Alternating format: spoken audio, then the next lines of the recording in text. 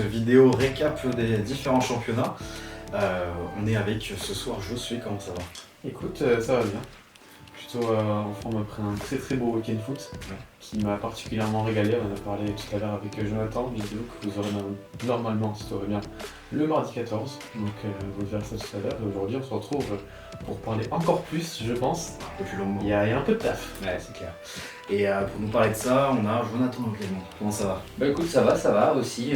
Donc un week-end 50-50 pour ma part. On va en parler sur cette vidéo et sur le bilan qu'on a fait aussi sur une autre vidéo avec Josué. Mais ça va, nickel. Et toi, comment ça va? Bah écoute, je suis ravi de pouvoir parler des championnats avec vous, donc on a quand même beaucoup de matière. On peut même commencer directement. Toi qui disais que c'était 50-50 ce week-end, est-ce que tu peux nous parler peut-être du championnat portugais? Bien sûr, on va commencer avec la Liga Portugal. Avant de commencer un petit peu, on sort d'un week-end Coupe de la Ligue, pardon, il y a une semaine Coupe de la Ligue au Portugal. Benfica qui soulève le premier titre de la saison, ça fait plaisir. Victoire au penalty face à Sporting sur le score de 1 but partout et sur les penalty vainqueur de Benfica 7-6. Mais c'est pas le thème de la vidéo, on va parler plus du championnat. Porto a un match de retard qui a été disputé également ce week-end face à Nacional et il n'a pas fait la bonne opération vu qu'ils ont perdu sur le terrain du Nacional 2-0. Ils auraient pu être premiers suite à une potentielle victoire, mais ils sont deuxièmes. Donc championnat, les trois premiers, bon, on sait qui c'est dans ce championnat. Sporting premier, avec Porto en second et Benfica troisième. 3 points qui séparent le troisième du premier, donc tout reste à jouer. Mais ce championnat est assez bizarre parce que je te refile la première place, je te donne la seconde place, tu prends la troisième place, donc c'est vraiment un turnover entre les trois équipes. Prédire qui va être champion, ça va être très compliqué. Mais on verra ça sur la fin de saison et c'est plutôt alléchant d'en être là à ce stade-là. Quatrième Braga, toujours performant, mais égalité avec le club de Santa Clara. Santa Clara qui fait un très bon début de saison, un club qui vient de monter l'an dernier, donc ça fait plaisir pour le club et justement avec le même nombre de points que Braga, c'est une bonne performance pour le club. Guimarães à la 6ème position, ça c'est une petite surprise pour ma part parce que je ne les voyais pas tenir de la cadence je voyais un des clubs entre Braga et Guimarães s'écrouler, mais ça tient le cap aussi. Et côté relégation, on a Boavista dernier, on a Feirense qui est avant-dernier et on a Aroca qui est descendu à la avant-dernière position parce que Nacional, comme je l'ai dit, a gagné face à Porto, donc se sort de cette zone rouge. Donc tout reste à jouer encore dans ce championnat, mais je vois Boavista quand même être dernier parce que extra sportif c'est compliqué, sportivement c'est compliqué. Donc Boavista, je ne mettrai pas mes pièces sur ce club pour éviter la relégation. Après, d'après ce que j'ai lu, il y a quand même très peu d'écart entre nous et les dernières places du championnat. C'est ça. Ça se joue encore, mais on le voit dans les performances de Boavista où vraiment il n'y a aucun fond de jeu, quoi. Tu t'en as parlé, mais effectivement, en extra sportif, on sait que Boavista c'est très compliqué.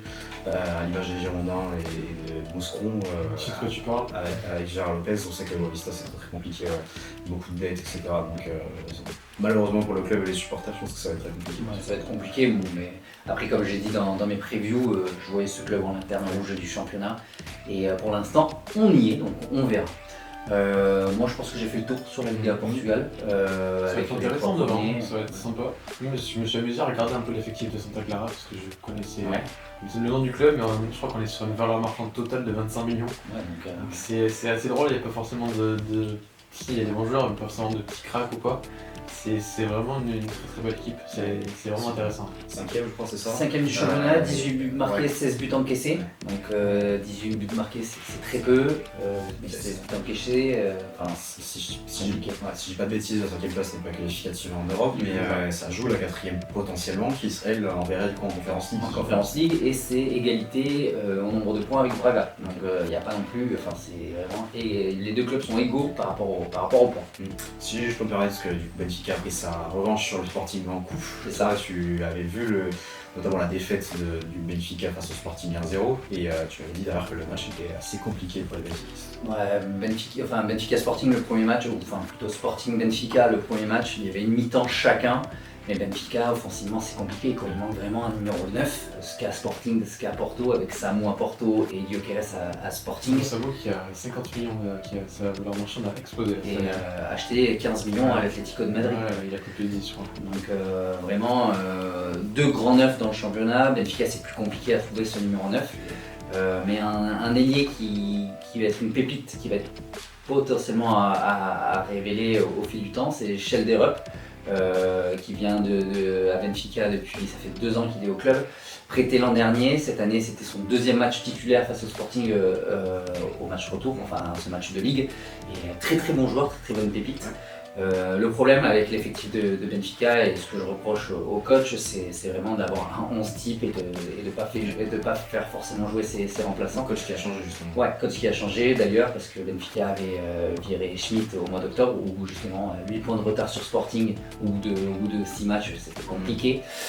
Porto, une année en reconstruction avec le départ du président, le départ du coach. Donc Porto, des bons résultats. Bon, éliminé de la Coupe de la Ligue, éliminé de la Coupe du Portugal, l'Europe c'est compliqué. Donc une année bizarre pour Porto.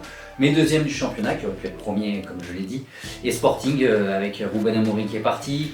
Le remplacement avec João Pereira qui a tenu 8 matchs, 2 victoires en 8 matchs, viré tout de suite.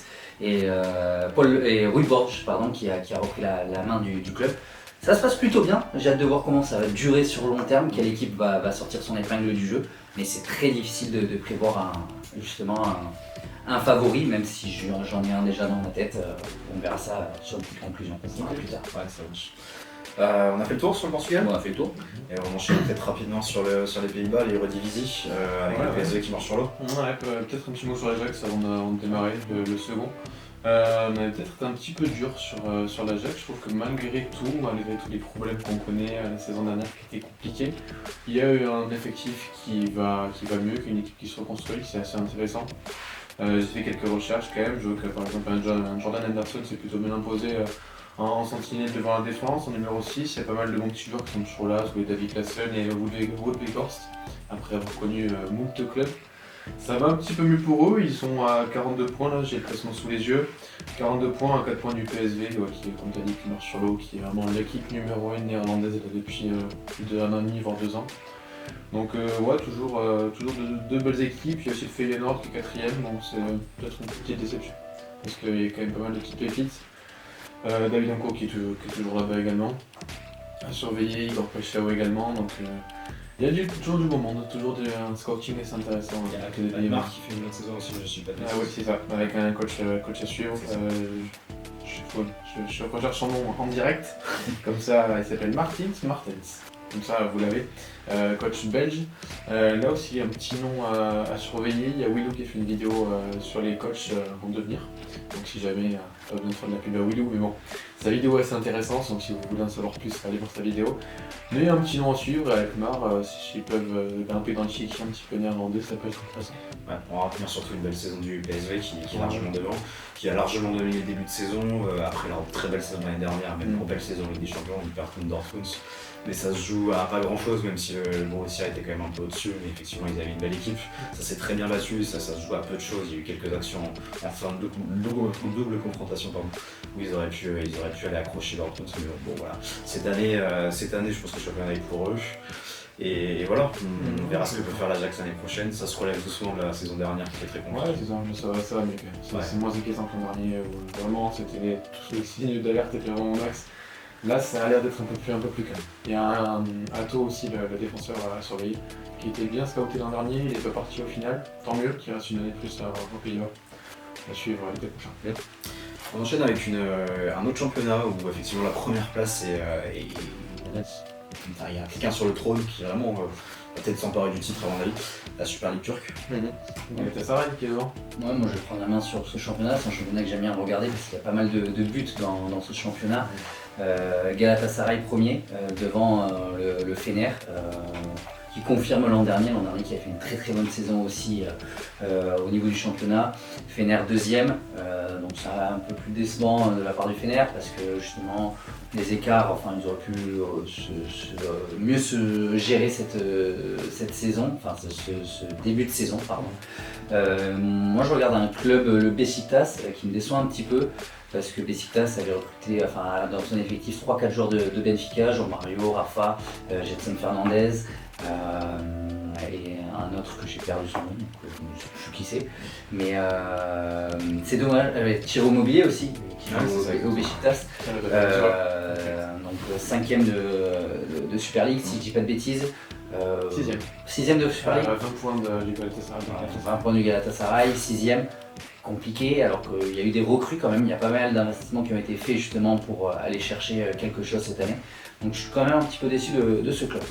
Un autre club avec qui on citait quelques noms, c'était le Trabzonspor. Le Trabzonspor qui se retrouve aux abois cette saison, où c'est compliqué. Un club qui avait l'habitude de jouer des Europa League par exemple, et là a joué la bas de partie du classement de Super League. 10ème à 22 points, donc c'est vraiment... Ouais, c'est compliqué quoi. Une saison compliquée pour une équipe qui est connue dans du Grand Public de par les coupes d'Europe. C'est ça. Pas forcément la meilleure équipe de Turquie, mais effectivement ça ne joue pas le tableau et de toute façon Galatasaray est largement les deux mains sur le volant et deux pieds sur les pédales, donc on peut je pense dire qu'ils vont être champions cette année. Je pense aussi. Voilà, on a le Fener aussi qui d'ailleurs a recruté Talisca récemment. Un retour. Ouais c'est ça, effectivement. Retour de Talisca, voilà, donc ils vont jamais sans doute pas rattraper Galatasaray, je pense pas, même s'ils sont sur une bonne saison, voilà. On va d'abord avec Beşiktaş, mais apparemment c'est ça, c'est une ligue assez ouverte, il y a beaucoup de buts, donc championnat sympa. Le championnat turc est sympa à regarder parce que si vous aimez le football offensif et les buts, moi qui suis un petit peu fan de paris sportifs et qui a l'habitude de mettre du plus de 1,5 buts à la mi-temps, ça passe souvent en Super League et en Turquie, donc c'est assez agréable à regarder. Un championnat aussi peut-être agréable à regarder, mais malheureusement c'est compliqué à suivre, à la Serie A. Ouais. On entame notre tournée des 5 grands championnats, c'est parti. Ouais, la Serie A du droit télé complexe, malheureusement qu'on connaît. Beansport a repris et depuis il faut varier avec l'équipe et d'autres sites dont on ne fera pas la promotion sur cette vidéo. Mais malgré tout, la Serie A très très intéressante cette saison. Le Napoli leader provisoire parce qu'il y a quand même quelques matchs en retard, avec là notamment 2 matchs en retard pour l'Inter, donc qui potentiellement peut être leader. Donc pour l'instant c'est Naples, donc très bravo à eux, parce qu'il y avait cette saison post-Scudetto l'an dernier qui était assez catastrophique. On se souvient des Rudy Garcia, tous ces problèmes-là, un De Laurentiis qui n'a pas forcément investi à la hauteur de ce qu'aurait dû faire le club avec cette très très belle saison. Pas mal de complications l'an dernier, un club qui n'est pas européen cette année, qui a fait bien Antonio Conte, donc ça je trouve que c'est plutôt un bon choix, une belle réussite, une équipe qui s'est retrouvée, qui est passée d'une défense à 4, c'était plutôt un 4-3-3 quand même Naples, là on est sur un 3-4-2-1, un peu à l'image de ce que fait Ruben Amorim, et c'est vraiment pertinent. Moi le Girona derrière qui vient du Torino, super recrue, qui s'est très très bien adapté, leader de la défense sans grande surprise. Et à la question Vara, va-t-il aller à Paris? Ça a l'air d'être dans les dernières heures des négociations, là ça semble se dessiner, ça semble se faire, donc on verra ce que ça donne. Conte a l'air de vouloir le garder. Est-ce que ce sera un tournant dans la saison? Je sais pas, mais bon, ça reste quand même une des têtes d'affiche du championnat qui devrait s'en aller. À voir, mais pour l'instant Naples ça fonctionne bien avec des McTominay, des joueurs qui renaissent un petit peu, donc un bon leader pour l'instant de Serie A. On a quand même une équipe qui est dans la position du chasseur plutôt que du chassé. Mais qui pourrait reprendre la main sur ces 2 matchs de retard. C'est le patron de la Serie A sur la dernière saison. Ouais, l'Inter bien. Peut-être que je vais en parler ou pas, où je commence. Je t'en prie, Ouais, l'Inter, jamais sous-estimé cette équipe, mine de rien, parce qu'on ne les voyait pas trop venir cette saison. On a en plus parlé de Naples ou de l'Atalanta qui est 3ème. L'Inter qui a cette position de chasseur, un peu l'image de l'Atleti à côté de la Liga, même s'ils ont pris la tête ce week-end. Mais l'Inter, voilà, toujours là, toujours présent, ce petit 3-5-2 d'Inzaghi, l'amour pour la largeur, ça marche toujours bien. Une équipe qui va encore ce week-end, gagne 15-0, ça reste 3 points de rangée. Toujours à surveiller, voilà, toujours des bases très très solides côté interiste. Ça reste un peu plus compliqué qu'il y a 2 ans, notamment là, quand ils vont en finale Ligue des Champions.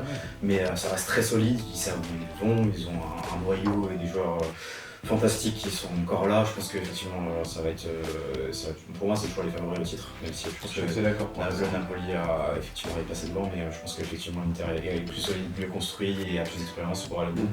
À voir ce que ça donne, effectivement, parce que de toute façon, la série, on a un peu de mal à suivre, notamment avec le Bratelli, on en a parlé. Mais voilà, je pense qu'ils ont quand même des grandes chances d'aller au bout. Après, ils sont loin d'être arrivés, puisqu'effectivement, il y a des équipes qui poussent derrière, notamment une équipe hyper sympa de l'Atalanta, qui est 3ème. Jonathan, je sais que t'aimes bien cette équipe. Moi j'adore cette équipe, l'Atalanta, un jeu séduisant, un jeu offensif, enfin, le trio des KTR, Lookman, Retegui, enfin, c'est puissant, ça donne envie de regarder. À voir comment ça va évoluer sur cette deuxième partie de saison. Est-ce que le club va être capable justement de tenir cette longueur, parce que c'est un marathon, un championnat c'est un marathon, à gare à ne pas s'essouffler comme ce week-end. Ce week-end, un score de 0-0, donc il laisse passer 2 points à la course au titre. Même si je pense que l'objectif clair n'était pas le titre en début de saison pour l'Atalanta, je ne pense pas que c'était le titre en vision pour le club.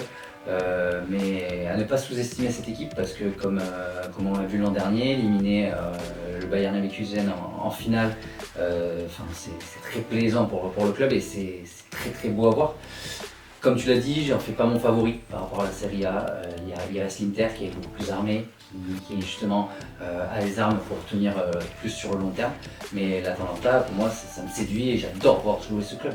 Après, on est sur l'équipe qui est quand même battu Leverkusen, tu l'as dit, qui a pris un titre européen et qui monte en puissance aussi sur la dernière saison. Je veux dire, là, maintenant ils sont 3ème actuellement, c'était un peu en dessous les saisons passées. Est-ce que potentiellement, c'est peut-être pas leur année, mais est-ce que l'année prochaine, ils peuvent peut-être espérer performer un petit peu plus en Serie A et du coup aller jouer le titre, on ne sait pas. Ça va dépendre d'un mot, moi je dis le mercato. Ça va dépendre du mercato. C'est souvent le problème de ces équipes-là. Le problème, c'est que les joueurs vont vouloir rêver plus grand aussi, parce que sans critiquer l'Atalanta, c'est une marche en dessous de certains clubs. Ça va dépendre du mercato. Si certains clubs s'alignent sur tel ou tel joueur, il ne faut pas perdre non plus tout l'effectif. Ça va être compliqué, surtout qu'on en parlera tout à l'heure, mais la méforme de City va quand même changer beaucoup de choses sur le mercato, puisqu'on sait qu'ils ont les moyens. Et ils vont vouloir, je pense, changer beaucoup de choses cet été. Donc, ils changent des trucs. Ils ont déjà commencé cet hiver, mais effectivement, je pense qu'il y a des équipes comme l'Atalanta, on va avoir des joueurs partir. Après, on peut quand même souligner que Lookman a été ballon d'or africain. Lui, c'est son deuxième moment aussi de faire jouer sa cote à l'étranger et dans d'autres clubs s'il a envie de voir ailleurs. D'ailleurs, étonné que même l'an dernier, quelqu'un ne s'est pas positionné sur ce joueur, parce que ce joueur était très très fort. C'est un effectif qui s'est super bien renouvelé. Et peu de départ pour l'instant. Il y a aussi 2 blessures majeures avec Scamacca et Scalvi. C'est vrai. Ce qui va potentiellement permettre de les garder une saison de plus. Donc ça reste intéressant si départ. Par exemple, Retegui qui était venu pour compenser la blessure de Scamacca. Si il est amené à partir, ou Lookman est amené à partir, parce que Scamacca qui revient presque comme une recrue au retour des croisés. Donc c'est peut-être pas une mauvaise chose d'avoir, malgré tout, dans ce malheur d'avoir 2 blessés. Tu peux gagner au change si tu dois avoir un 2 gros départ à venir récupérer. Tu as quand même un coach aussi qui a depuis longtemps. Ouais, c'est depuis 2016 avec Gasperini. Une belle école, côté Bergamo. Effectivement, on peut peut-être passer sur la 4ème place avec la Lazio. Ouais, la Lazio de Baroni, là aussi, ça marche plutôt bien. Toujours une valeur sûre, la Lazio, de toute façon, en Serie A. Même si quelques saisons parfois plus compliquées. Et là, on peut se demander, avec un été où tu perds Luis Alberto, tu as perdu Milinkovic-Savic l'été d'avant, tu as aussi perdu Ciro Immobilier, je vais bien, merci. Mais ouais, sacré changement quand même côté Lazio, tu perds 3 de tes piliers. Et malgré tout, tu continues, tu as fait un beau mercato d'été, je trouve. Gattuso qui marche bien, c'est rien, pourtant pour lui quand même. J'avais pas eu place en équipe de France maintenant aussi. Oui, après s'il pouvait hésiter de se battre avec ses coéquipiers en équipe de France aussi. C'est un autre sujet, Mais la Lazio, ouais, voilà, qui marche bien avec un nouveau coach en plus, et qui fait un beau 4ème. Et il y a une belle 5ème place aussi, je pense, avec la Juve, pour enchaîner. C'est compliqué la première année de Mota, on est à 12 matchs nuls là, depuis le début de la saison, 4-0 défaites, donc équipe invaincue. Mais on se régale pas toujours avec cette équipe. Alors, ils ont des jeunes, c'est sympa à regarder, mais effectivement, c'est digne d'une équipe de Ligue 1 d'il y a 10 ans, ça balance des ballons en hauteur, et puis on pensera au fond du jeu plus tard, quoi, mais on est plus dans le résultat de ne pas perdre en tout cas plutôt que de gagner. Et donc les équipes qui ont du mal, qui jouent avec le frein à main comme ça et qui balancent sur des jeunes et un peu tumultueux, et puis finalement on se rend compte que ça fonctionne pas trop quoi, derrière et puis ça finit par faire des matchs nuls. Ouais, avec Indis qui marche un peu sur l'eau, là, super joueur, il n'y a rien à dire, mais c'est vrai qu'il y a eu beaucoup de mouvements l'été dernier, mine de rien. Des jeunes aussi, donc ça va prendre du temps à mayonnaise va mettre du temps à monter. C'est plus une équipe à réaction en ce moment qu'autre chose. En plus, si je dis pas de bêtises, mais en tout cas, j'ai pas vu énormément de matchs, mais ils sont souvent menés au score et puis finissent par revenir. Si j'ai pas de question. C'est la Ligue des Champions. C'est plutôt la Ligue des Champions que je parle de ça, puisque effectivement, c'est plutôt les matchs que j'ai regardés, mais effectivement, on le voit contre Leipzig où effectivement, ils arrivent à s'en sortir, mais c'était des équipes à réaction. Ça joue une fois toutes les 10 minutes, ça s'arrête un peu de jouer. C'est des matchs un peu différents aussi. De la série. Tout à fait. Mais pour revenir sur la Juve, à l'image du match de ce week-end face au Torino, marquer un but à la 8e minute, encaisser un but avant la première mi-temps, avant la fin de la première mi-temps, après plus rien. C'est compliqué dans la création d'occasion, il manque un numéro 9 où ça vendange aussi. Il y a Vlahovic. Vlahovic qui est vraiment bien. C'est un bon joueur, Vlahovic. Mais il faut faire attention à faire trop de nuls après, il ne faut pas s'égarer sur la fin de saison. On a une belle place en 6ème aussi là. La FUP Palladino qui était à Monza l'an dernier, qui a fait du bon taf et ça a mis un peu de temps à se lancer cette FIO et là plutôt bien placé aussi qui avec les matchs en retard peut être top 4, donc ça c'est intéressant aussi. Et même très intéressant parce que la FIO il y a un beau projet, un centre d'entraînement j'en ai déjà parlé qui a été inauguré l'an dernier et faut toujours compter sur eux malgré tout, donc affaire à suivre. Un peu pareil avec les équipes derrière, Bologne 7ème, un peu dans la ligue de l'an dernier, cette équipe surprise de l'an passé est-ce qu'elles vont toujours bien, pas bien, certaines c'est plus compliqué. Bologne ça se stabilise plutôt bien dans cette première moitié de Serie A. Et qui est devant pour l'instant le Milan AC de monsieur Sergio Conceição. Sergio Conceição, très bon choix de carrière de sa part. Même de la part du Milan, je trouve ça. Même de la part du Milan, c'est vraiment pas mal pour les deux parties. 2 matchs, déjà une compétition acquise pour Sergio Conceição, avec 2 remontadas, une face à la Juve, une face à l'Inter. Premier match assez moyen en Serie A ce week-end, avec ce match nul. Il faut que la mayonnaise prenne aussi, c'est pareil, c'est comme Thiago Motta qui vient d'arriver à la Juve. Est-ce que c'est un projet pour le long terme ou pas pour le Milan? Moi je pense que oui, parce que Conceição c'est un entraîneur qui aime bien entraîner justement sur le long terme et créer des choses. Je trouve que la philosophie va super bien entre les deux, ça marche bien. Moi personnellement j'y crois au projet, hâte de voir comment ça va se terminer, mais je fais confiance à Conceição justement pour aller de l'avant et faire grappiller des places au Milan. Attention à la pression quand même, puisque ce Milan-là a été construit pour aller jouer le titre plutôt que jouer la 8ème place. Là on n'est même pas dans les places qualificatives en Europe, donc il y a quand même beaucoup de boulot. Et même si effectivement si le fit est plutôt bon, je pense qu'il faut se remettre la tête à l'endroit très rapidement et engranger des points. Et c'est pas toujours facile, on a vu sur le match nul de ce week-end. Et là il faut commencer à gagner des matchs pour avoir des points. Et donc ça va être pressant. Et effectivement, mais si on a envie de voir où ça va, il n'a pas 3 mois devant lui pour se faire. Ça c'est sûr, il faut qu'il gagne des points. Il faut qu'il y ait des résultats impératifs. Une autre équipe qui doit gagner des points, c'est la Roma qui est 10ème. C'est ça, De Rossi ça n'a pas fait long feu. J'y ai cru finalement, non, ça n'a pas duré très longtemps. Claudio Ranieri était du coup arrivé au profit de Sarris. Bon, ça va un peu mieux pour la Roma qui commence à regagner des points par-ci par-là, mais on n'est pas forcément très enchanté. Là on est sur 24 points seulement en grand en 20 matchs, ce qui est quand même assez peu pour l'instant. Départ d'Enzo Lefebvre, un 4e club pour lui en dernier, si je dis pas de bêtises, qui va à Sunderland en Championship, un club qui va lutter pour les NPL, donc pour lui c'est intéressant. Départ peut-être pour la Roma, lui qui est rentré même pas 6 mois. Ça veut dire ce que ça veut dire, je pense généralement quand on part aussi vite.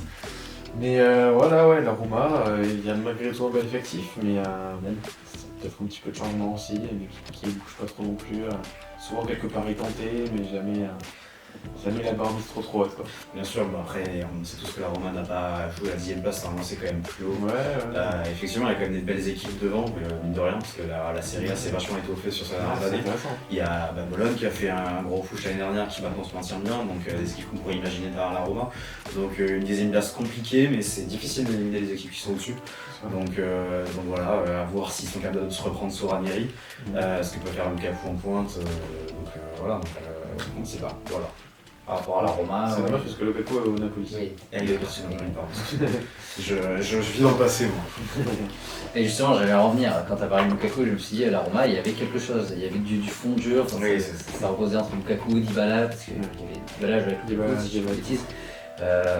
Enfin, c'était agréable à jouer. La Roma, j'aimais bien voir ce club jouer. Et là, j'ai l'impression que c'est plus compliqué. Pareil, il va falloir gagner des points rapidement parce que, comme tu l'as dit, il y a des équipes que la Roma peut éliminer, mais difficilement parce que le niveau de jeu de la Serie A s'est bien étoffé. Ouais, ils ont tenté le coup de Oblique qui vient de Gérone du coup pour remplacer Lukaku, justement. et Tammy Abraham. Mais bon, c'est pareil, c'est toujours un peu compliqué. Donc, à voir la Roma, à voir. On a des équipes qui rentrent dans le rang aussi. Ouais, c'est Empoli qui avait fait un top début de saison. Je crois qu'Empoli était 3ème au bout de 5-6 journées. Bon, ils sont un petit peu en train de rester dans le ventre mou, mais voilà. C'était histoire de passer une petite dédicace au passage. Et derrière, dans les équipes qui déçoivent un peu, moi j'avais Venise qui avait un beau projet quand même, avec tout cette histoire de propriétaire et tout ça. Ils veulent rendre la ville plus attractive et jouer sur le marketing en quelque sorte de la ville pour développer le football. Malgré tout, c'est un peu compliqué. Voilà, 19ème, bon, je pense que la lutte va être compliquée, tout n'est pas encore perdu. Mais bon, pour l'instant 19ème, Monza pareil, qui je pense souffre un peu de la perte de Palladino, qui est 20ème. Pour Monza, ils ont gagné 2-0 contre la Fio actuellement. Qui est en direct. En direct. Ok, ben voilà, mais ça change ça. Tout ce qu'on vient de dire, c'est super. Et merci pour la précision. Je me suis permis de regarder pendant cette vidéo. Bah, du coup, une contre-paire de la Fio et une bonne paire de Monza. Une bonne paire de Monza. Ça change pas mal de choses devant et du coup pas derrière aussi. C'est pour ça. C'est le principe du live. On retourne dès qu'on a fini cette vidéo, on en fait une autre de toute façon. Ah, c'est ça, exactement. Oui, bon, on va éviter le sketch équipe comme l'an dernier, comme hier, Real Barça, on en parlera plus tard. On va en parler. Après l'Italie et la Serie A, on part un peu au nord, on va voir la Bundesliga avec un Bayern qui domine, peut-être à la surprise d'autres et peut-être un peu moins surprenant pour certains. Tu peux nous parler du Bayern peut-être un peu plus? Ouais, la première de Compagnie, on pouvait peut-être se demander est-ce que Compagnie s'est affité avec cette telle institution bavaroise. On se posait beaucoup de questions, finalement ça fait bien de voir un petit peu de fraîcheur. Un nom qui a fait une saison à Burnley compliquée, on pouvait s'y attendre en PL, c'était compliqué, la densité un peu grande. Pour une équipe qui n'est pas forcément ultra investie non plus. Malgré tout, le pari est ultra intéressant. Un mercato derrière aussi qui a changé un petit peu, je trouve, de ce que fait le Bayern d'habitude. Avec Olysée qui est arrivé, quelques pistes également en Bundesliga activées, donc très très intéressant. Une équipe qui fonctionne très très bien. Voilà, on est à 39 points pris pour l'instant, 4 points d'avance sur les Leverkusen. Le grand méchant Bayern n'est pas encore revenu.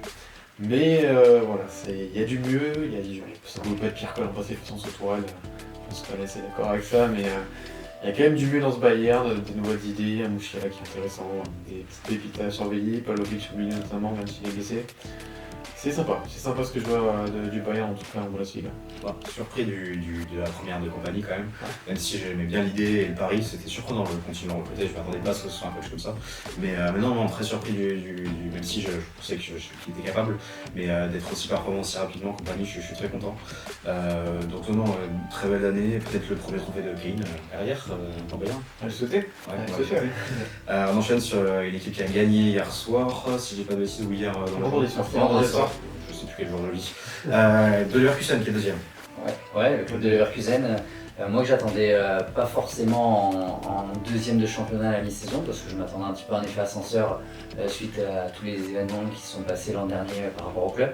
Mais un Leverkusen qui confirme sa bonne dynamique avec un Xabi Alonso qui propose autant de bons jeux aussi pour le club allemand. Une victoire face à Dortmund vendredi sur le score de 3 buts à 2. Un match tout faire, vraiment c'est parti dans tous les sens. Ouais, 4 buts en 18 minutes. 18 minutes. Et plus le penalty à la fin, la 75e, ou entre la 75e et la 80e. Donc un Leverkusen qui confirme aussi. Leverkusen, pour moi, qui allait perdre quelques pépites au mercato et qui a réussi justement à garder ses différents joueurs. Et son coach surtout. Et son coach également, c'est vrai. Et un solide deuxième derrière le Bayern de Munich, 4 points d'écart, si je dis pas de bêtises, entre les deux clubs. Donc tout reste à jouer encore entre ces deux clubs. Bien sûr, puis c'était difficile d'imaginer qu'ils fassent aussi bien que l'année dernière, surtout en Bundesliga, invaincu, donc forcément compliqué à refaire. Mais bon, ils sont sur une deuxième place, ils confirment quand même avec les mêmes joueurs, le même coach, enfin, à peu près les mêmes joueurs que ce qu'ils étaient capables de faire l'année dernière. C'est dommage pour eux qu'ils n'aient pas gagné le titre, parce que ça aurait été la saison quasi parfaite en Europa League, je veux dire. Mais voilà, donc deuxième cette année, et ça se bat quand même pour aller chercher le titre et à embêter le Bayern à la première place. On a aussi une belle équipe en troisième place. Ouais, même un duo, on a Francfort et Leipzig qui sont à 5 points de Leverkusen. Francfort, ça risque de changer pas mal de choses avec Omar Marmouche qui a priori devrait rejoindre City. Il a fait un très très gros début de saison et qui formait un très beau duo avec Hugo Ekitike. On verra ce que ça change, malgré tout il y a une belle équipe. Mais peut-être que tu voulais peut-être donner un petit mot sur Ekitike à enchaîner. Déjà, le fait est que même si Marmouche part, ça n'enlève rien à la performance de l'équipe qui est troisième là, qui est un chasseur derrière Leverkusen Bayern, mais effectivement Ekitike qui revit à Francfort. Après la très mauvaise gestion du joueur par le PSG et même financièrement et dans le vestiaire, enfin bref voilà. Donc un joueur qui revit et qui est très bien utilisé à Francfort, donc je trouve que je suis content pour ce joueur qu'il ait une opportunité dans un club, dans le championnat où les attaquants sont quand même beaucoup mis en avant. Une belle équipe à Francfort, après Chalibi qui est toujours là, Larson au milieu, c'est assez sympa. Leipzig aussi, ça joue bien, même si en Ligue des Champions, calendrier très compliqué, élimination. Ça peut, vu le format, ça peut se comprendre sur certains clubs qui étaient dans le chapeau 2, chapeau 3, que ça allait être compliqué par moment. Même chapeau 4 aussi, c'était un peu évident. Chapeau 2, chapeau 3, c'était des fois compliqué. Il y a cette élimination, mais malgré tout, une quatrième place plutôt sympa. Ça joue quand même plutôt bien Bundesliga, quand un bon match le week-end face à Brême. Toujours des petites pépites, Xavi Simons, Benjamin Sesko, Luis Openda, ça continue de bien tourner. Oui, c'est un jeu assez offensif ça, pour Leipzig. Ce week-end 4-2 face au Brême, donc ça engendre des points, ça joue offensivement, ça joue bien au ballon. Égalité de points avec Francfort, si je dis pas de bêtises. 9 du Bayern, c'est compliqué pour aller, je pense, titiller le Bayern, mais en chasseur pour la seconde place, comme tu l'as dit, Josué. Moi, j'y crois aussi au projet Leipzig. Sesko, ça joue au foot, quoi. Ça joue vers l'offensif. Et on a vu ce week-end 4 buts face au Werder, c'est déjà pas mal. On enchaîne avec une belle côte encore en top 5, c'est Mayence qui est 5ème. Mayence avec un beau coach aussi également, Bonriksen, belle surprise du côté de Mayence, qu'on n'attendait pas forcément aussi haut. Je n'ai pas du tout prévu ça dans mes prévisions en tout cas. Mais il y a une belle équipe, Burkhardt notamment devant, très bon attaquant allemand. Assez jeune aussi, donc également à surveiller. Encore une fois, les attaquants de Bundesliga, on les connaît. Mais Mayence qui fait un beau 5ème, qui profite notamment de Dortmund, qui continue de surprendre en mal. C'est ça. À l'inverse des équipes qui réussissent bien cette année, il y en a forcément qui sont déçus. Ou en tout cas, ne sont pas forcément déçus puisque leur niveau de jeu est proche du néant. C'est Dortmund qui enchaîne les bonnes et mauvaises performances pendant les matchs, qui est 8ème, c'est ça. C'est ça, ça fait un peu du yo-yo. Encore une fois, face à Leverkusen, tu pars avec un seul milieu et devant t'as 5 attaquants. T'as difficilement un équilibre, de toute façon, Mercato qui donne rarement satisfaction. Il y a encore des besoins dans cet effectif, donc c'est capable de bien performer en Ligue des Champions, un peu comme la saison dernière finalement, et d'aller jusqu'en finale. Je vais dire demi-finale, mais non, c'est bien la finale. Et voilà, mon championnat c'est toujours un peu compliqué, et là pour l'instant 8ème, il va falloir en ranger des points, même si c'est pas encore catastrophique. Mais attention Dortmund, attention à bien gérer le double calendrier. Je prends l'exemple sur Dortmund, sur un club qui a du mal à tenir sur la continuité, sur le marathon qui est le championnat. Mais comme tu l'as dit, qui va performer dans des phases d'élimination directe, il faut faire attention parce que si tu aimes performer dans des phases d'élimination directe, ça rapporte de l'argent au club aussi. Mais l'année prochaine, si on ne joue pas à la Ligue des Champions ou si on n'accroche pas une place européenne, c'est difficile aussi pour se projeter dans la continuité du club. On sait que Dortmund n'est pas l'équipe la plus dominante d'Allemagne, puisqu'il y a le Bayern sur les dernières années et les Leverkusen depuis l'année dernière. Mais effectivement, ils mangent un peu aussi en pleine face leur stratégie de recruter des joueurs qui sont plutôt forts, mais qui sont pas constants et qui veulent performer que dans les matchs qui leur plaisent. Et donc là forcément c'est plus compliqué, mais on sait très bien que ces joueurs-là veulent se montrer pour aller dans les plus grands clubs. On a les exemples de Haaland, de Bellingham, de Dembélé ces dernières années.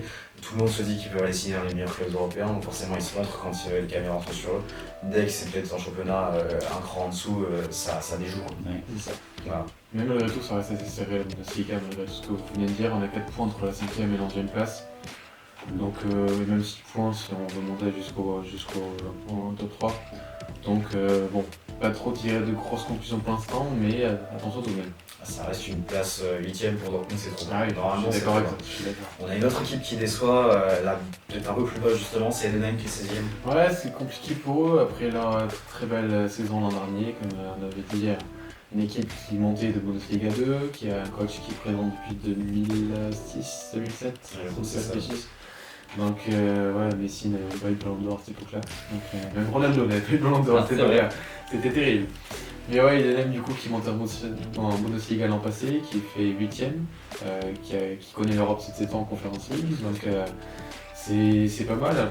Et du coup, double calendrier, ce que cela signifie. Mais pour l'instant, une 16ème place. Malgré une victoire ce week-end, c'est assez décevant par rapport à la saison dernière si on compare. Peut-être une équipe qui rentre dans le rang, mais il y a quand même des bons noms. Paul Weiler, notamment prêté par le Bayern Munich. Petit crack absolu apparemment, ça rassure. Après c'est difficile de tout mettre sur les épaules d'un gamin qui a 18 ans, si jamais milieu offensif créateur, mais bon, effectivement c'est pas lui qui doit porter le club. Après on sait que les équipes promues, que ce soit en Bundesliga ou plutôt en Ligue 1, parce que peut-être je les connais un peu mieux, mais c'est souvent les 2e, 3e, 4e années dans un championnat, une fois qu'on est monté, qu'il faut confirmer. Ils ont fait une très belle saison l'année dernière, un peu dans la continuité de leur montée. Mais effectivement là c'est plus compliqué et tout ce qui va compter c'est le maintien. S'ils arrivent à se maintenir un peu en Bundesliga, c'est une équipe qu'on retrouvera sur la durée, je pense, en milieu de tableau, voire peut-être aller embêter les équipes qui vont jouer les dernières places européennes en Bundesliga. Boron mais Kiel derrière semble presque déjà condamné. Son Pauli ça va un peu mieux. On les tous c'était plus compliqué sur le départ là. C'est à de relever un petit peu la tête donc affaire à suivre la relégation Bundesliga. À part les deux derniers, je pense que la place de barragiste va être très très dure. Ok. Et bah écoute, en parlant de ça, on peut enchaîner peut-être avec un championnat plus au sud. Qui pour le coup là effectivement il y a beaucoup de choses à dire, notamment avec le week-end qu'on vient de vivre, qui n'était pas un match de championnat mais effectivement qui est un match très regardé par beaucoup de monde. On va en Ligue 1. Ouais. Et si je peux me permettre, on va commencer peut-être un petit mot sur un match qui n'est pas un match de championnat mais qui s'est passé hier soir. Ouais, finale de Super Coupe du Roi, on en a parlé dans notre débrief récap week-end. Je pense que malgré tout, c'est un match qui va laisser des traces, vu ce qui s'est passé des deux côtés. Je pense une écrasante victoire du Barça, une énorme domination, malgré le premier but du Real. Très très beau but d'Mbappé au potage qui fait un bon match, il faut le dire quand même, parce que c'est rare les bons matchs d'Mbappé en 2025, en 2024-2025. Mais ouais, un Real qui déçoit énormément, c'est pas parce que j'ai le logo sur cette veste, mais je regarde le foot. Mais une défense qui prend tellement l'eau, ça devient risible. Tu vois, Ménard déconcentré, il faut rater ce massacre à un moment donné. Bien d'accord. Je suis assez d'accord avec toi. Le Real qui a été catastrophique, que ce soit sur le côté droit, sur le côté gauche, défensivement atroce.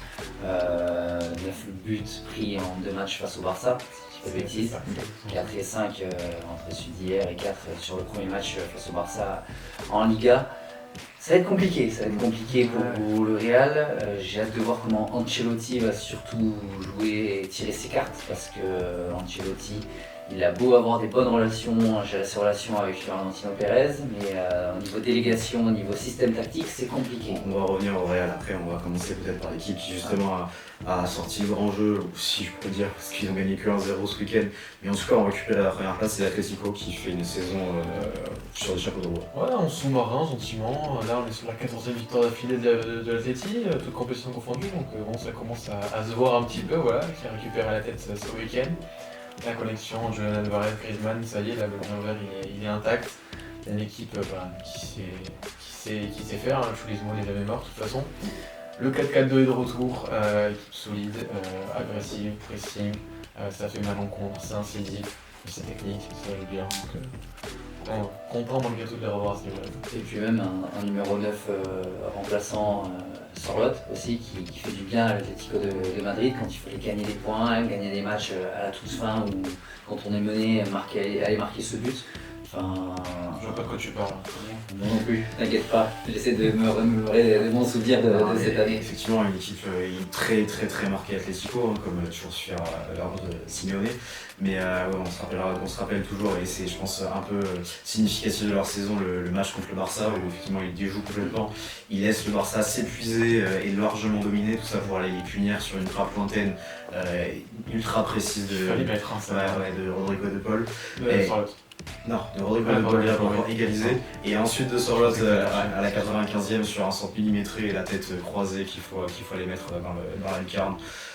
Pour aller assommer donc le Barça qui avait largement dominé la tête et les épaules tout le match. Il faut savoir finir ses actions alors qu'il y a des buts avant. Et effectivement, et donc c'est là la différence entre peut-être les deux clubs madrilènes, c'est qu'il y en a un qui sait se faire respecter contre le Barça et l'autre, pour enchaîner, qui se fait marcher dessus, le Real. Le Real de Madrid où, comme on l'a dit, c'est compliqué. Il manque un numéro 8 qui s'appelle Toni Kroos qui a pris sa retraite l'an dernier. Comme tu l'as dit sur ta preview sur la Liga, il manque un joueur dans ce milieu de terrain, c'est pas possible. Défensivement, c'est catastrophique. Offensivement, je ne vais pas dire catastrophique, mais c'est faible. L'attitude de Vinicius hier, je pense m'avoir ma claque en tant que madrilène de son attitude là sur ces matchs comme ça. Mbappé qui fait un bon match, qui fait pas un très bon match, mais qui fait un match au-dessus de la moyenne de l'équipe, on va dire. Et ce match, comme je l'ai dit, va laisser des traces, je pense, dans la tête madrilène. Et j'ai hâte de voir comment ça va évoluer. Réponse en Ligue des Champions, on attend ces réponses en Ligue des Champions pour le club. Et le Real qui n'est plus premier, donc qui est deuxième, et je ne sais pas comment le Real est deuxième, c'est le pire Real de ces 5 dernières années je pense, et arriver deuxième à ce stade-là de la compétition à 1 ou 2 points de l'Atlético, un point de l'Atlético, c'est déjà une bonne chose, j'ai envie de dire, pour le club madrilène. Alors il y a des blessures quand même, faut le noter aussi au côté du Real, mais ça n'excuse rien sur le fond de jeu, le fond de jeu est inexistant. Ancelotti s'est reposé uniquement sur ses vieux briscards au milieu de terrain pour créer le jeu l'année dernière, maintenant que Modric ne joue plus ou que des bouts de match et que Kroos est parti, effectivement ça se voit, Bellingham est incapable de prendre le jeu du Real à son compte. Vinicius, maintenant qu'il est relégué à un second plan ou peut-être à égalité avec Mbappé en attaque, c'est très compliqué. On voit moins Rodrigo, il essaye de mettre un peu de bricoler avec Tchouaméni par rapport à la défense centrale, ça marche pas du tout. Alors en Liga, étonnamment, ça engrange les points finalement, ça gagne les matchs, mais ça reste compliqué. Mine de rien, ça marche d'avoir tes 4 fantastiques devant contre des Getafe ou des Las Palmas. Avec tout le respect qu'on a pour ces clubs-là, ça peut marcher, de fonctionner sur les individualités, malheureusement là sur les gros matchs. Mais non, en Ligue des Champions défaite, Liverpool défaite, double défaite face au Barça, match nul face à l'Atleti. Ça commence à se voir et j'ai très peur, même si je m'en rejoue au fond de moi, mais j'ai quand même peur pour la suite de la saison du Real, parce que très étonné de les voir aussi, vous l'avez dit, mais est-ce que ça va durer encore longtemps? Je ne sais pas. Je pense qu'en championnat, comme tu l'as dit, face à des petits clubs, attention, des clubs de rang inférieur en termes d'effectifs, en termes de valeur marchande, etc., ça peut faire le taf, mais comme tu l'as dit, sur des gros rivaux, ça va être compliqué, ça commence à se voir. On enchaîne sur une équipe qui s'est peut-être écoulée, mais qui normalement avait les devants sur le volant en Liga, qui a engrangé beaucoup de points début de saison, c'est le Barça, qui finit 3ème. Ouais, je prends bien. Ouais, sur mon Barça, moi j'ai un discours peut-être un peu différent de ce qu'on peut lire sur le club, parce que je m'attendais pas du tout à ce qu'on ait un tel niveau de jeu, qu'on puisse afficher un tel niveau de jeu là, sur ce début de saison, ou peut-être une des meilleures équipes d'Europe avec Liverpool. Ça a vraiment carburé en Liga, en Ligue des Champions aussi, malgré le petit accro face à Monaco. De belles longueurs d'avance, il y avait plus de 10 points d'avance si je dis pas de bêtises. Oui. Ça s'est un petit peu écroulé derrière, ça en peut être catastrophique. On était sur la finition, c'était du mal à finir les actions, pas mal de loupés de Lewandowski, Rafinha, etc. Ça s'est bien rattrapé, voilà, malgré tout depuis, il y a eu cette victoire en Super Coupe des Rois, qui peut être un changement dans la saison, à l'image de ce qu'on disait pour le Real. J'espère que ça ira mieux, mais malgré tout, je ne m'inquiète pas forcément, parce que c'est une équipe, le Barça, qui est capable de faire déplacer en Liga, de retrouver vite plus haut, je pense, et on peut avoir un beau duel avec l'Atleti. Et des grosses satisfactions dans l'effectif, la minimale, Rafinha sur les ailes, c'est fantastique. Pedri au milieu, qui démontre tout son talent qui est enfin libéré de ses pépins physiques. Et tout le reste derrière, malgré tout un petit point d'alerte avec la blessure d'Eli Martinez qui est chez Mbappé avec Pau Cubarsí.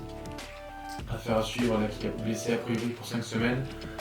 Arauro, est-ce qu'il va partir, pas partir? Est-ce que Flick va le garder en compensation? Je pense que oui. J'espère qu'il va bloquer le départ. Ou alors si Boucher, qu'on peut aller chercher un central à 6 verts à faire à suivre, mais bon, voilà. Petite attention quand même sur les matchs coup près côté du Barça, on en a parlé mais de la défaite contre l'Atlético où ils se font punir. Ils n'ont pas eu de grosses confrontations pour l'instant ou de gens qui pourraient les embêter parce que je considère pas les deux matchs contre le Real comme des équipes qui pourraient les embêter. Ouais, il y a le Bayern quand même. J'ai l'impression que le Bayern quand même, j'ai trouvé. Ouais, j'attends de voir parce que ce Bayern-là n'est pas ultra dominant non plus par rapport à la dernière saison. J'attends de voir sur les matchs avec plus d'enjeux en fin de saison. Je dis pas qu'ils sont pas capables, je dis juste que je sais pas si ils sont capables d'élever leur niveau de jeu contre des équipes qui vraiment sont confirmées dans la Coupe d'Europe. Est-ce qu'ils iront jusque-là, je leur souhaite. Mais tu vois, les jouer à un Liverpool cette année, est-ce que ça donne quoi comme score derrière? Est-ce que c'est 1-0 Liverpool, 1 partout et ça va en prolongation de tir au but, je sais pas. Ou alors est-ce que c'est une démonstration de Liverpool, je sais pas, mais j'ai plus de mal à voir le Barça gagner largement contre un Liverpool. C'est un peu ce que je disais, tu vois, je ne tenais pas forcément ce niveau de jeu de suite, surtout quand on joue beaucoup de jeunes. Je pense qu'il y a matière à faire évoluer ça, est-ce que ça serait intéressant au long terme? Je fais un petit parallèle sur les 3 premiers, ça me fait penser comme à la Ligue portugaise, enfin comme la Ligue Portugal. C'est je te donne la première place, tu reprends la deuxième place, tu prends la troisième place. Enfin, donc, difficile de prédire qui va être champion cette année en Espagne ou au Portugal. Le Barça, est-ce que ça va confirmer, ça va engranger, ça va faire une machine à tourner? Est-ce qu'au niveau de l'Atlético, il va y avoir des trous d'air ou est-ce que justement ça va être mine d'or et victoire sur victoire? Et le Real, est-ce qu'ils vont se réveiller et enchaîner? On verra, mais on a de bons championnats à avoir en termes de fin de saison. En dehors du trio, du coup, pour le club qui tire son épingle du jeu, un peu derrière tout ça, c'est Bilbao qui est 4ème finalement. Ouais, Bilbao à surveiller parce que 2 points du Barça, mine de rien, mais à 6 points devant le 5ème, et une belle équipe qui monte en puissance là, qui était un petit peu en dessous là, ces dernières saisons et qui remonte bien à la pente là, depuis 2-3 ans, qui a gardé Nico Williams avec la société, donc tant mieux pour eux d'avoir un aussi bon joueur. Et ouais, une équipe assez solide, belle défense, voilà, des bons joueurs, Williams 107, Yaki Williams également. Il y a pas mal de matière dans cette équipe, un bon coach également. Un très beau stade, c'est ça me laisse un bijou, mais ouais, pas du tout étonné de les voir aussi haut. Ils ont embêté le Barça quand même, même s'ils perdent 2-0, ils ont embêté le Barça en super continu. Ah, cette équipe à jouer, Bilbao. Oui, voilà, c'est des ambiances et une équipe hyper sympa voilà, qui est 4ème de Liga, donc quand même une très belle saison pour eux. Ça embête pas non plus pour aller jouer la première place, mais voilà, ils sont là, ils sont 4ème, ça joue la Ligue des Champions l'année prochaine, ils s'en restent là. Par rapport à Bilbao, je reviens un petit peu sur Bilbao, début de saison qui était plus compliqué, qui avait du mal à enchaîner. Là, ça déroule facile et comme tu l'as dit, éliminé face au Barça en demi-finale de Supercoupe. C'est un Supercoupe, demi-finale de Supercoupe. Demi-finale de Supercoupe. On tombe face à un gros, on tombe pas face à un club inférieur. Donc un club qui confirme et qui est dans sa continuité pour ma part. Puis perdre 2-0 contre le Barça, c'est plutôt honnête quand tu vois que le Real en prend 5. Exactement. Pour faire une comparaison. En parlant de 5, on a un club un peu en sous-marin, si je peux me permettre, en 5ème place, Villarreal. Alors on peut même un peu continuer sur la suite, mais d'abord on va parler de Villarreal. Entre la 5 et la 9, 10ème place, ça se tient un petit peu. Le Villarreal qui fait un bon début de saison, malgré la perte de Sorloth cet été. Et la dernière saison où j'avais un petit peu réprimandé lors de la preview, j'étais un petit peu déçu. Là ça va mieux, il y a une belle équipe malgré tout côté Villarreal. Toujours Dani Parejo, Gerard Moreno, les vieux briscards, mais il y a aussi des petites pépites, Alex Baena à surveiller l'été prochain je pense. Il y a Rémi Pino, Sergi Cardona, pas mal de bons petits joueurs qui font une bonne saison. Et une équipe qui avance à sous-marin à la 5ème place. Derrière Mallorca aussi, belle surprise 6ème, à 30 points également comme Villarreal. Donc là aussi, une équipe qui fonctionne bien. Et pas trop étonné de les voir aussi haut finalement. Je sais pas ce que c'est effectivement dessus. C'est à l'image de Santa Clara, je peux parler un peu du parallèle avec la Ligue Portugal, à l'image de Santa Clara, même si c'est pas une équipe qui monte, si j'ai pas de bêtises. Non, pas du tout.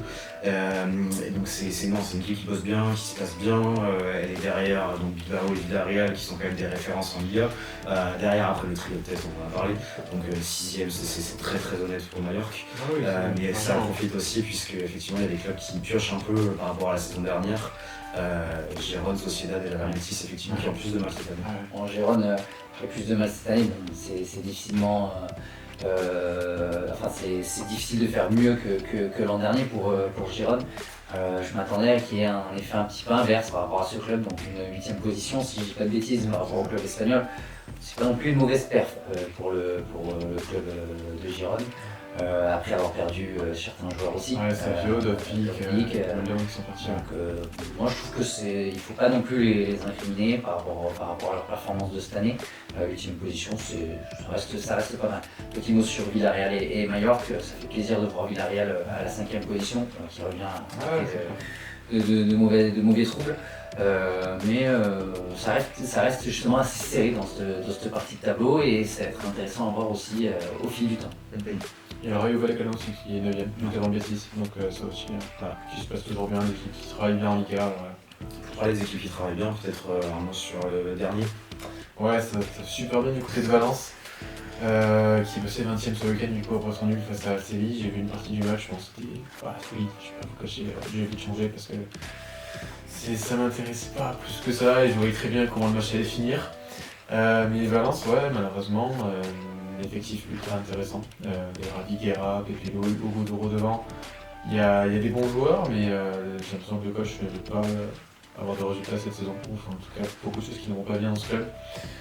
Et malgré les événements tragiques qu'il y a eu avec toutes ces inondations et tout ça, j'ai l'impression que l'année est compliquée pour Valence. En plus de ça, beaucoup de mauvaises nouvelles, mine de rien, qui s'accumulent. Donc, je comprends pas trop où va le projet là, du côté de Valence. Ça fait mal de voir un club habitué à la Liga 20e justement de ce championnat. Mais le fond de jeu est compliqué, il n'y a pas d'idée et pourtant il y a des joueurs qu'on peut exploiter. Et comme tu l'as dit, l'entraîneur, je ne sais pas ce qui passe par la tête des fois, ça lui fait plaisir d'être 20e. À part que ça lui fait plaisir d'être 20e. On n'a pas parlé de Séville, mais Séville aussi qui fait pas un bon début de saison. Match nul encore ce week-end face à Valence, donc un des points facilement engrangeables pour le club espagnol. 13ème malgré tout, c'est mieux qu'il y a dans la saison, tu l'es plus pour maintien au moins. Oui, c'est vrai, mais bon, ça fait Séville, ça jouait au foot quoi. Il y a 10 ans, ça jouait plus au foot que ça. Un peu moins de 10 ans, c'est vrai, il y a quelques années, mais effectivement. C'est moins grave que ce qui se passe à Valence. Je pense qu'il va tout droit en Liga 2. Ça va aller, c'est terrible. Ouais, parce que là c'est vraiment très très compliqué. Les résultats sont pas là, l'équipe n'y arrive pas, le coaching, on n'en parle pas. Voilà. Valence, ça va être très très compliqué à l'image d'autres clubs comme Montpellier en France, on en parlera tout à l'heure. Donc non, c'est l'équipe qui vont tout droit en deuxième division. On enchaîne. On a fait le tour sur les gars, on va enchaîner. On enchaîne après ce beau championnat de Liga, on part un peu plus au nord. Tout à fait. Un peu plus couvert. Il y a beaucoup de choses à dire aussi sur la première ligue. Ouais, si je commence. Je t'en prie. Allez, on commence. Première ligue, moi j'adore cette première ligue 2024-2025. Il y a beaucoup de choses à dire. On va essayer d'être le plus concis possible. On commence par le leader évidemment Liverpool. Arne Slot, toutes mes félicitations. Franchement bravo. Une prise en main incroyable. L'après-Klopp a été géré d'une main de maître. Alors on va pas s'emballer, on est qu'à mi-saison. Malgré tout, on peut être plutôt optimiste pour cette équipe. Je trouve que pas mal de bonnes réussites. Mo Salah qui marche sur l'eau d'un point de vue statistique, vraiment toujours ultra décisif. Et quand Liverpool va bien, Salah va bien. Et il va ultra bien. Donc déjà, de belles réussites là-dessus. Ryan Gravenberch au milieu qui a joué, je pense qu'il a joué toutes les minutes. J'essaie de surveiller à chaque fois quand est-ce qu'il sort pas. J'ai l'impression que là pour l'instant il a toujours joué toutes les minutes du club. Donc très content pour lui. Après son passage compliqué du côté du Bayern, là ça va mieux, la pierre angulaire du système de Slot, donc grosse réussite là-dessus, la défense retrouvée aussi, c'est un peu le problème des dernières saisons, une défense qui est moins bien. Là la paire Van Dijk Konaté, ça fonctionne plutôt très fort. Pareil, on a vu aussi des blessures de Robertson et Arnold, des Bradley ou Tsimikas sur les côtés faire le taf, donc ça aussi c'est plutôt positif. Pareil au gardien aussi, Alisson avec quelques pépins, derrière aussi ça a plutôt bien couvert. Et globalement, une équipe qui est très logiquement première et qui propose un jeu super intéressant. Par rapport à Liverpool, moi, ce que je vois de ce club cette année, c'est vraiment l'équipe qui marche sur l'eau, où il y a vraiment zéro accro. Je trouve qu'il arrive à intégrer tout son groupe dans ses matchs, que ce soit au niveau offensif, il y a plein de possibilités offensives, que ce soit Luis Diaz, Darwin Nunez, Salah, Gakpo, tous les joueurs se sentent concernés par le projet et justement il arrive à créer une osmose, une symbiose justement avec tout son effectif. Milieu de terrain, défense retrouvée, même le gardien, quand Alisson est blessé ou quand Alisson a des pépins, on a toujours un remplaçant pour justement qui vient assurer. Je trouve que là c'est juste le meilleur club de ce début de saison pour ma part. Et puis on a l'hécatombe l'année dernière aussi, le club s'était amusé à lancer un peu tous les petits jeunes là, quand il avait annoncé son départ et qu'il avait plein de jeunes formés au club sous la main, et en fait on voit que certains sont encore là et qui peuvent encore jouer et apporter des bonnes minutes sur le terrain. Il y a eu quelques départs malgré tout cet été, mais c'est toujours aussi bien, ça tourne pas mal. Donc le Liverpool de Klopp n'est pas parti en fumée. On enchaîne donc peut-être en deuxième place avec Arsenal et Forest à 40 points. Ouais, Arsenal a beaucoup plus de réserves, notamment avec le match ce week-end, la défaite face à United. Je commence à m'inquiéter pour Arsenal. Ça y est, on est début janvier, le Boxing Day est passé. Là, je suis un peu inquiet quand je vois l'état de l'attaque des Gunners. Encore une blessure pour Jesus qui aura eu quelques bons petits matchs au Boxing Day et puis s'en va. Donc bon, il va falloir recruter, c'est un manque d'un neuf, on en a parlé plusieurs fois déjà. Et c'est un manque d'un neuf dans cet effectif, c'est un manque de créativité au milieu, Odegaard est dans une mauvaise passe en plus. Donc bon, ils sont quand même très bien placés malgré tout. Mais bon, est-ce que ça pourra durer toute la saison comme ça? Je sais pas trop, parce que les échéances vont commencer à être de plus en plus grandes. 9 points de retard déjà, 8 points de retard pardon, sur Liverpool. Je vois pas Arsenal aller accrocher Liverpool. 6 points et potentiellement 9 avec les matchs. Ok, 6 points, donc potentiellement 9 avec le match en retard. Ça va dépendre de ce match de retard, mais bon, 6, on va partir sur le cas de 6. C'est déjà une belle avance pour Liverpool, surtout que Liverpool, comparé à Arsenal, ça joue beaucoup mieux au ballon, ça déroule beaucoup mieux. J'ai mes réserves aussi, mais je vois pas Arsenal, moi personnellement, dans mon top 3 en première ligue cette année. Ça a blessé aussi, je veux dire. Ça a blessé, donc créativité et niveau de jeu au niveau des côtés réduits. Trossard qui n'a pas forcément sa place en tant que titulaire dans une équipe de top première ligue, à mon avis. Je vois pas comment Arsenal va pouvoir justement décrocher Liverpool sur ce 7ème ciel. Puis honnêtement, on le savait, c'est pas Arsenal qui va venir embêter Liverpool sur les premières places, ça s'attendait plus à ce que ce soit City. On en parlera tout à l'heure, mais effectivement, quand City a chuté, Liverpool a un peu eu l'autoroute. Il n'y a rien n'est jamais fait en première ligue, mais pour l'instant ça semble quand même acquis pour Liverpool cette première place. Par contre, à l'inverse d'Arsenal qui fait quand même mine de rien une bonne saison, en termes de points en tout cas, on a un autre club qui surprend peut-être à Forest. Ouais, très étonné de les voir aussi haut en tout cas sur le classement. Il y a des contre-pères d'autres clubs. Et Forest qui marche très fort, là on est je crois que sur 5 victoires sur les 5 derniers matchs. On pourrait s'inquiéter, est-ce que ça va quand même durer dans le temps cette histoire? Finalement, ça a l'air d'être la belle love story de l'année en première ligue. 3ème place, Nuno Espirito Santo de retour aux commandes, voilà. Après sa blessure à Wolverhampton, il s'est un petit peu testé du côté de Tottenham, etc. Ça n'a pas trop donné satisfaction. Là ça marche fort du côté de Forest, un club qui est habitué à tout prendre sur le mercato et voir ce qu'on peut en faire. Pour une fois, ça donne quelque chose, mine de rien. Tonton Chris Wood, le patron, qui régale. Donc une bien belle équipe de Forest, et très content de voir une aussi belle surprise aussi haut dans un patron de première ligue. Moi, de Nottingham qui propose un jeu attrayant, basé sur l'offensive, mais également aussi un recrutement défensif avec Morato qui a quitté Benfica pour rejoindre Nottingham.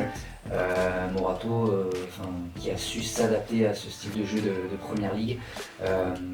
Content de les voir à cette position. Et Nuno Espirito Santo, comme tu l'as dit, ça fait plaisir de voir ce coach à ce niveau-là parce que c'est un coach, c'est un bon coach aussi à mon goût, qui se met plus de pression, qui a plus de mal à gérer la pression dans un plus grand club, dans un club de plus grande envergure. Mais quand il vient coacher un club avec moins de moyens financiers, eh bien ça marche. Et une 3ème position en première ligue avec le même nombre de points que Arsenal. Hâte de voir comment ça va se dérouler en 2ème partie de saison. Je garde sous la main Jonathan parce que je sais que ça te tient à cœur de parler de cette équipe qui est 4ème. Est-ce que tu peux me parler un peu de Chelsea? Ouais, Chelsea qui avait un projet faramineux de recruter X et X nombre de joueurs. Quand j'ai vu les vidéos des joueurs à la salle de sport, je me suis dit on est où?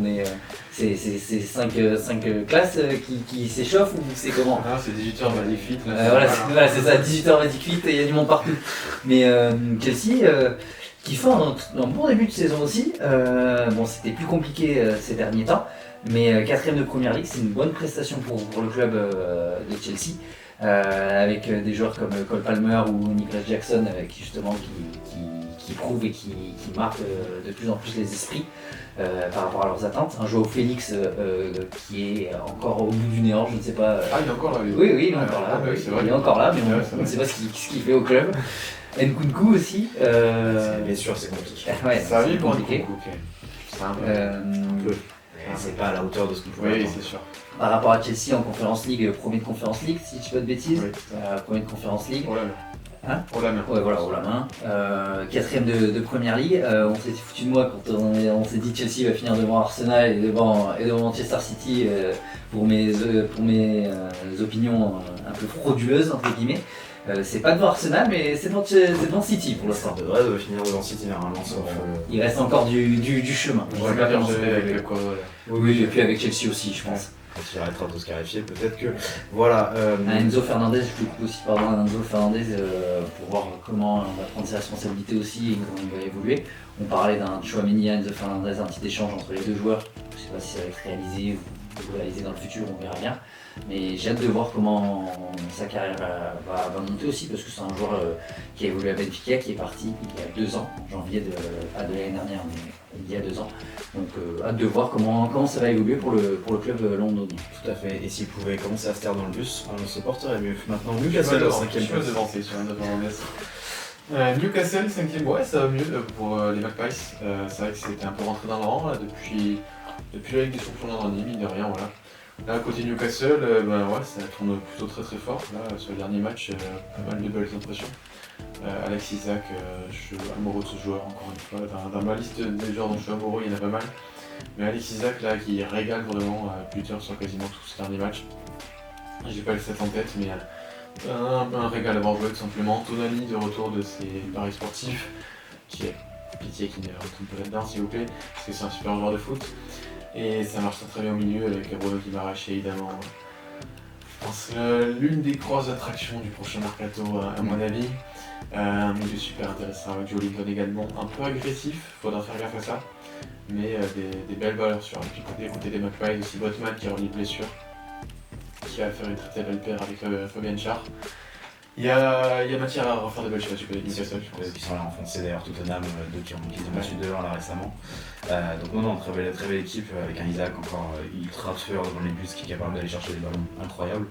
Donc non, et puis voilà, très belle saison de Newcastle. Une bonne attaque suédoise, hein, Isaac Gyökeres. C'est pas mal avec. Ça peut envoyer, hein. Kulusevski derrière et tout, c'est pas mal. Il y a matière à jouer sur cette attaque. Hein. Ouais. Et par rapport à Newcastle, pour moi, le mot qui caractérise cette équipe, c'est la structure. C'est une belle structure. Et Diego, franchement, j'adore. Et par rapport à Newcastle, que du plus par rapport aux dernières années passées. On va attaquer un gros morceau là. Ok. Et qu'est-ce que tu dirais? Est-ce que c'est que du plus aussi pour l'équipe qui est juste derrière, 6ème? 6ème, Manchester City où c'est c'est plus compliqué, que ce soit en Europe, que ce soit en championnat. J'ai pas compris là, cette décadence de Manchester City, mais moi à force de ne pas recruter et de jouer sur ses acquis, et bien on paye les pots cassés. Moi je dirais juste un mot, Karma Ballon d'Or, si je peux me permettre. Vous avez le Ballon d'Or, mais le Karma s'est bien occupé du club où évolue le joueur. Le niveau de Vinicius ces dernières semaines, bon, c'est sûr que le Karma il a les deux sens. Je suis d'accord, mais bon, le Karma fera plus fort chez City qu'au Real. Non, mais effectivement, tu commences ta série noire après la prolongation de Guardiola, tu perds Rodri. Ouais, j'ai commencé la série noire. Ouais, c'était vraiment compliqué. C'était vraiment compliqué à ce moment-là, d'accord. mais tu perds Rodri aussi sur blessure et en fait tout s'effondre sur sûr. d'autres choses. Guardiola, s'il finit pas ses carrières dans chaque club dans le sang et les larmes, il n'existe pas. Ah, c'est Netflix, elle est. Non, mais voilà, c'est complètement catastrophique, voilà, la prolongation, tout ça. Ouais, je suis d'accord. Ouais, le timing, tu viens de le dire, mais je trouve ça désastreux. 2 jours avant la fessée à Tottenham. Face à Tottenham, en plus, c'était à domicile pour City. Donc, ouais, City, s'il tabasse les 130 millions là, sur Kouchanov et Marmouche, ça peut changer beaucoup de choses. Est-ce que ce sera le grand tournant de la saison d'aller chercher ces deux gars-là? Je ne sais pas. Malgré tout, c'est bien parce qu'en défense, on voit que Kyle Walker il est capot fumant, là, faut partir. Apparemment, il y a des rumeurs où il est lancé. Affaire à suivre. Mais bon, c'est bien de commencer un renouvellement déjà dès janvier, parce qu'il y a clairement besoin. Willy aussi, ça peut être pas mal d'aller chercher quelqu'un. Je sais pas si cet hiver ils arriveront à faire bouger quelqu'un, mais bon, c'est déjà bien d'avoir de recrues, Marmouche Kouchanov, après avoir jusqu'où ça pourra les mener, mais... On sent qu'on arrive au bout de quelque chose quand même. Kevin De Bruyne, c'est déjà très compliqué. Est-ce que Guardiola, c'est la fin? Possiblement. Je veux dire, il y a une page à tourner, il y a une équipe qui reste quand même en place, il y a quand même des très belles choses à City, mais il y a quand même des cadres qui doivent partir, et il y a des choses qui doivent changer. Bernardo va un peu mieux là quand même ces derniers temps. Foden aussi, après c'est une super saison passée, meilleur joueur de la première ligue. Ça sort un peu plus qu'Aram cette année. T'as perdu Alvarez, t'as repris derrière pour supper à Haaland. Donc ouais, tout est logique moi, finalement. Je pense que le gros du chantier va être au milieu de terrain, surtout pour ce club. On a notre numéro 9 du club, il faut construire peut-être autour du numéro 9. Un numéro 6 mais qui est blessé. Et un numéro 6, mais bon, il n'y a pas de doublure, c'est le problème, il n'y a pas de jeu. C'est comme le Real de Madrid, on a fait un parallèle, Vinicius Rodri. Enfin, on a nos joueurs offensifs, moins contrastés qu'au Real de Madrid, mais il y a un numéro 9 présent à Manchester City, il faut l'alimenter un ballon, il faut construire, il faut réagir vite, parce que 6ème de Première Ligue, ça peut être, si la crise s'accentue, ça peut être décevant et un peu dramatique pour le club. Tu avais une petite stat sur Grealish, je crois. Moi j'avais une petite stat sur Grealish de tête, un joueur qui a coûté plus de 110 millions d'euros. Combien de buts en Première Ligue avec Manchester City? Je crois savoir. Autant que Ballon d'Or que Vinicius. Autant que Ballon d'Or que Vinicius, donc 0. Et qui a marqué d'ailleurs ce week-end en coupe et qui met fin à une dizaine de 30 et quelques matchs sans but. 35 matchs. Voilà, 35 matchs. Je ne voulais pas dire le chiffre exact, mais une trentaine de matchs sans marquer un but. Pour un joueur qui joue ailier, qui a coûté plus de 110 millions d'euros, bon, on fait vite le calcul, quoi. Ouais. Bon, on enchaîne peut-être avec City, parce qu'on en a pas mal parlé. Bournemouth et Fulham, bien placés pour pas mal, le Bournemouth d'Iraola, très bon coach. Et Bournemouth aussi, une belle équipe. Pareil, Fulham, un peu, c'est un peu les mêmes conclusions sur les deux équipes, mais très content de les voir dans le top 10, parce que dans le top 10 de PL, on sait que c'est compliqué d'y accéder. Et ça marche bien, et globalement, on rentre mou en quelque sorte de PL autour de la 10ème place, qui est ultra intéressant. Parce qu'on a Brighton aussi, qui avait fait un excellent mercato d'été, qui rentre un peu dans le rang là, ces dernières semaines. Un peu compliqué pour Zoller là, ces dernières semaines. Il a fait des soucis de blessure, mais bon. 10ème place pour l'instant, ça peut évoluer. Villa, un petit peu déçu, je sais pas ce que vous en pensez, qui était 4ème en passé en Ligue des Champions. Qui reste bien placé en Ligue des Champions, mais là c'est vrai que le double calendrier est compliqué. Attention. C'est ce que je veux dire, on trouve Forest qui fait une très belle saison, Chelsea qui revient bien, Newcastle qui est 5ème, Bournemouth et Fulham qui sont bien placés, mais à l'inverse, du coup, on a des équipes qui performent moins. On va avoir Villa, Tottenham, United et West Ham qui sont c'est un peu plus compliqué là cette année. West Ham change mon coach, affaire à suivre. Lopetegui revoir après un mandat désastreux, sans grande surprise malheureusement. Graham Potter arrive, on verra. Voilà.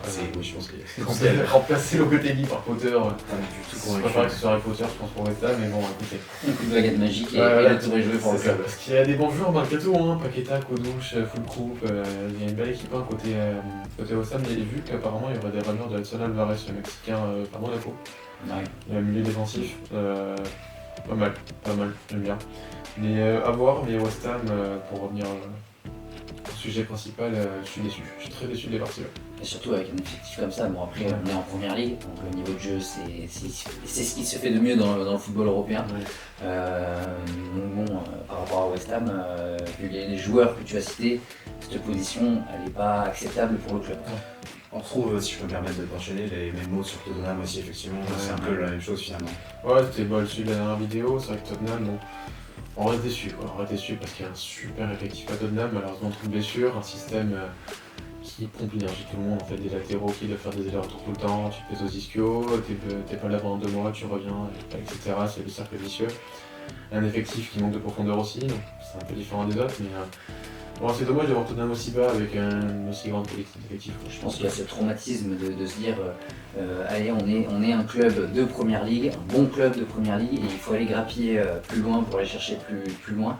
On a toujours ce traumatisme, je pense, de la Ligue des Champions perdue, ce final de Ligue des Champions perdue. Des joueurs qui sont passés sur le club dans le club comme Harry Kane, comme Son qui est encore actuellement au club. Même Lucas Moura qui avait fait une très bonne saison avec Tottenham à l'époque. Exactement. Eriksen, oui. Et par rapport à Tottenham, il faut justement passer un cap. Il faut se dire, allez, il faut aller accrocher cette place. Il faut vraiment que que les dirigeants mettent en place cette philosophie de jeu. Quoi. Il faut donner les liens entre le président, je pense que c'est trop où tu vas aller. Il y a des choix compliqués aussi, je veux dire, contre Newcastle, le match qui perd 2-1, il y a les meilleurs joueurs offensifs qui sont pas sur le terrain et on se dit pour les repos, peut-être qu'ils sont blessés, et finalement on les voit rentrer à la 60e, 70e pour essayer d'accrocher quelque chose, et ça prend pas puisqu'ils n'ont pas assez de temps de jeu, ils sont complètement rincés, donc finalement c'est 3 points perdus, voilà, donc Newcastle il y avait largement pour aller chercher un match nul au moins, mais bon, les choix de coaching sont un peu bizarres de temps à autre. Ouais, parce que Blues, j'ai pas tout le temps pleinement convaincu. Mais bon, après, comme j'ai dit, manque de profondeur d'effectif, Son qui est en train de parcours malgré tout, mais à 32-33 ans. Faut du renouveau devant. Heureusement que Colomoni ça va pas se faire a priori, parce que je trouve la rumeur totalement débile. Il faut des ailiers dans ce club, donc ouais, faut franchir ce step. Manchester, un petit mot. Nous avons United, bien sûr, pas City. Un petit mot sur Manchester United. On va parler de mon copain Ruben Amorim. Début compliqué en championnat, enfin plus que compliqué. Un week-end qui fait du bien. Cette élimination, enfin le fait d'éliminer Arsenal sur leur terrain au penalty et jouer à 10 contre 11 depuis la 60e minute, ça fait du bien au club mancunien. Un renouveau qui a du mal à se faire, arrivé en cours de parcours, donc il est en train de faire ses preuves aussi. Est-ce que ça a été le bon moment justement d'intégrer Ruben Amorim? Je sais pas. C'était le pire moment, je pense. Moi, je pense pas aussi. Enfin, je pense que j'ai le même avis que toi. Puis il y a le coup aussi. Ouais, il y a le coup. Il y a Van Nistelrooy qui enchaîne quand même 2 victoires quand il a la tête du club. C'est dommage. Pourquoi pas le faire à la fin de saison plutôt? Je pense que ça a été mal fait. Et pourtant, il y a aussi un peu de profondeur dans cet effectif. Il y a de quoi faire. Mais comme vous l'avez dit, la première ligue, ça hausse le niveau de jeu, il y a des équipes qui jouent beaucoup plus et mieux au ballon et les systèmes de jeu sont respectés. Ruben Amorim, il arrive sur un système qu'il essaye d'intégrer, une philosophie qu'il essaie d'intégrer à ses joueurs. Je pense pas que ça va payer tout de suite, mais peut-être que ça va me faire mentir, mais accrocher une place européenne, personnellement, j'y crois pas. Cette saison, j'y crois pas. 13ème, je pars de loin, c'est vrai que cet effectif manque de cadre et de joueurs vraiment qui poussent des gueulantes. Donc voilà, il n'y a pas grand chose à espérer de United, ça fait plusieurs années que c'est comme ça, donc c'est très compliqué. Mais voilà, pas grand chose à dire de plus, t'avais déjà fait une vidéo là-dessus. Ça va mieux quand même, Amorim a mis en place son 3-4-3, 3-4-2-1, donc ça c'est déjà une autre chose. Ugarte Meinou, j'aime bien au milieu, donc je demanderai à en voir plus. Pour l'instant, je demande vraiment qu'à en voir plus et toute la confiance en Mourinho. C'est des joueurs qui sortent de l'école de Sporting, donc Ugarte et Bruno Fernandes, donc à voir s'ils vont être capables de réussir. Est-ce qu'il va y avoir des transferts à ce mercato aussi, parce que ça peut être important pour Ruben Amorim. Et est-ce qu'on va voir Gyökeres à la fin de l'année, enfin à la fin de la saison à Manchester United? À voir. Moi, j'y crois pas pour l'instant en janvier. Oui, c'est vrai. Mais bon, Gyökeres peut-être avec Ruben Amorim, une belle histoire qui se continue, un prolongement d'histoire. Et on verra ça. On enchaîne peut-être sur les Wolves. Ouais, un mot aussi, juste 3 secondes sur Brentford qui est 11ème. Brian Mbeumo a fait un suivre, voilà, on peut enchaîner. Wolverhampton 17ème, nouveau coach Vitor Pereira, un portugais. Ouais. Donc ça va mieux pour eux, un début de saison compliqué, c'était un peu en fin de parcours aussi. C'est une équipe qui est un petit peu en deçà des performances ils ont réussi à remonter un petit peu 4-5 saisons en arrière.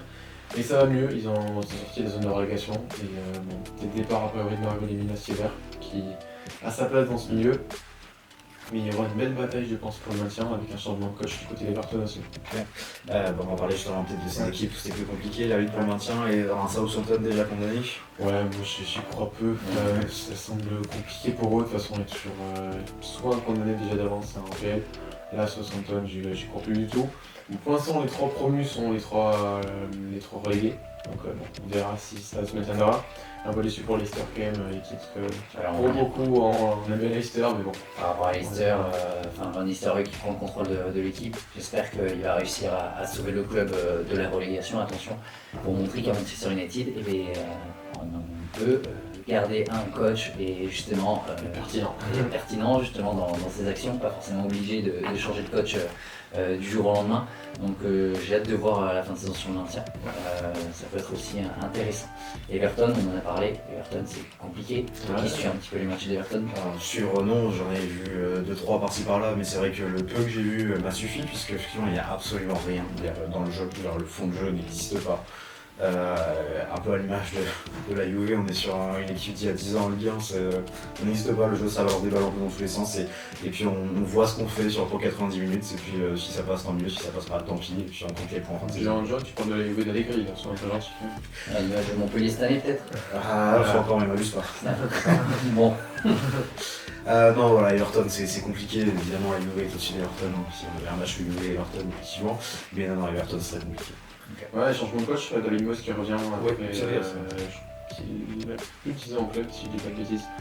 Donc bon, ce sera le pompier dans cet incendie d'Everton, on verra. Que j'avais condamné dans ma preview, que j'avais mis dans les relégués, donc on verra, mais je pense qu'il y aura une belle bataille en bas, côté de la David Moyes et Everton, ce sont des grandes années de Rose Barclay numéro 10. Voilà, on se souvient tous, ce fut une grande époque. On est d'accord. Cocorico Ligue 1, on en parle rapidement. La première place, ça va être fait rapidement. Ouais, rapidement, PSG leader, logique, rien à dire. Farah, affaire sûre, on en a parlé tout à l'heure quand on parlait de Napoli. Si son arrivée se fait, ça changera pas mal de choses, mais je sais pas vous en parler plus parce qu'on a déjà parlé dans notre récap le week-end. Mais bon, PSG qui assure un championnat qui sera champion sans grande surprise. Attention quand même, une petite pièce sur Marseille. Marseille deuxième de Ligue 1, qui gagne 2-1 face à Rennes ce week-end. 5 points d'avance face à Monaco, Monaco qui s'est un petit peu écroulé face à Nantes, 2 buts partout ce week-end. Donc ça creuse l'écart entre la deuxième et la troisième place. Marseille qui fait son bout de chemin face aux différents clubs de Ligue 1. Et une belle victoire 5-1 aussi contre en reprise je crois cette année avec un but d'André Ayou qui était assez sympa à voir face aux supporters marseillais. Applaudi d'ailleurs. Tout à fait, effectivement. Maintenant on a aussi Monaco qui fait une belle année, qui est en troisième position avec 31 points si j'ai pas de bêtises. Ouais c'est ça, les petits jeunes de Monaco là, toujours agréable à suivre, la Kliouche, Ben Seguir, il y a une bien belle équipe. J'en ai parlé du coup juste avant, peut-être Alvarez qui va arriver, après il y aurait un neuf aussi qui devrait arriver du côté de Monaco. Ouais.